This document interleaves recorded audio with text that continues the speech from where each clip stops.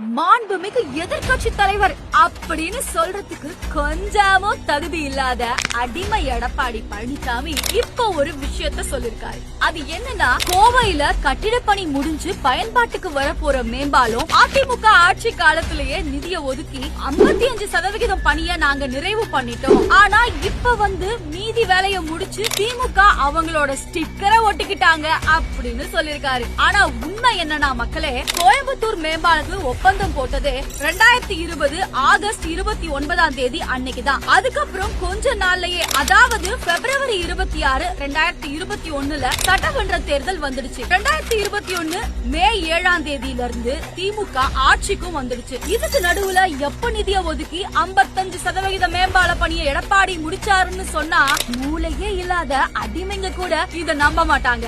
இப்படி எல்லாம் சொல்லி மக்களை ஏமாற்றலான்னு எந்த நம்பிக்கையில இருக்காரோ எடப்பாடி, அது தெரியல. ஒரு தடவையாவது மக்கள் கிட்ட உண்மைய சொல்லியும், மக்களுக்கு நீங்க பண்ண நலத்திட்டத்தை சொல்லியும், மக்களுக்கு என்ன பண்ண போறீங்கன்னு சொல்லியும் ஒட்ட வாங்குங்கடா அடிமைங்களா. நீ கேட்ட ஒவ்வொரு கேள்வி என்ன செருப்பால் அடிச்ச மாதிரி இருக்கு.